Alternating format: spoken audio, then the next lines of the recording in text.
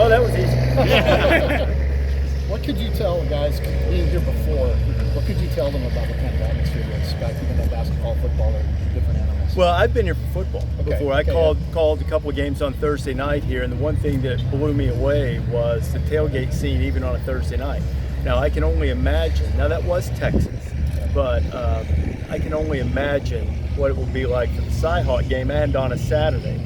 And hopefully they'll come out and get started nice and early with us here, because I'd like to see a scene similar to what we had at Washington State last year, where we had, I don't know what it was, probably exaggerating, but Derek, how many people we have at Washington State? 30,000, something like that? 35,000 people.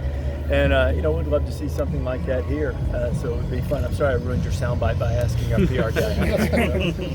Well, what's the added appeal to going to a place that you haven't been before?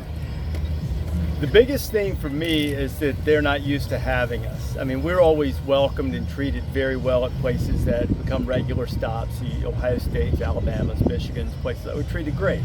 But the fans are very used to it, and it's so it's not different for them. I think the thing that always strikes me about going to a new place is that fans are really proud of their program, their rivalry, their school, and they want to showcase that.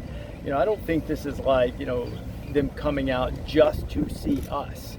They're coming out to use our show, which I hope they enjoy and value, as a way to show the pride that they have in their school and their program. So I think when they get the opportunity to do that for the first time, or for the first time in a long time in some cases, you can really get a lot of energy. Even Texas, a place you would think that we've been a lot, we hadn't been there in 10 years. And last Saturday, even in 100-degree weather, the energy was off the charts, early in the morning. So I think some of the novelty of it and being able to showcase that pride makes a really good setting for our show. What about this rivalry intrigues you the most? I think anything that has the connotation that one side feels as if they lose, they'll never hear the end of it, and that same side also feels like if they win, they don't get enough credit for it. It creates an intensity in the rivalry, and historically, that school has been Iowa. That sort of feels like, okay, we're playing them. We can just get through this game. We won't have to hear about it for the rest of the year. I think that's changing a little bit with the job that Matt has done, and it's more on an even keel. But I like the fact that they play early. I like the fact that hopefully they will continue to play. Something we're going to talk about on the show Saturday morning is that there are a lot of rivalry games that have gone by the boards. Pitt and Penn State are playing for the 100th time tomorrow, and there are no games in the foreseeable future. And candidly, though they're kind of giving lip service to it, Penn State doesn't seem too interested to play. It's not that they're afraid of them, they just don't see what they get out of it. I would say that rivalries like this are sort of the lifeblood of the sport. You don't get the same thing in any other sport. Even with all due respect to maybe a single meeting in basketball, there are just so many games.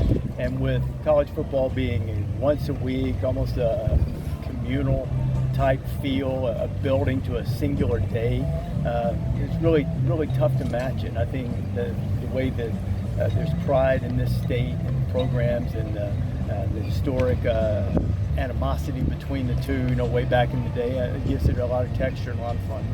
Impression of Ames, this campus we're on? It's beautiful. I mean, it's a great place. I think there's a lot of energy here. We had a big tray of meat last night at Hickory Park, so that was good. Lots and lots of meat. I'd eaten there before. I'd forgotten about the portions. The portions may mean that they need to send one of those John Deere gators to roll you out after it's over. So. Any insight on who the guest picker is going to be for you?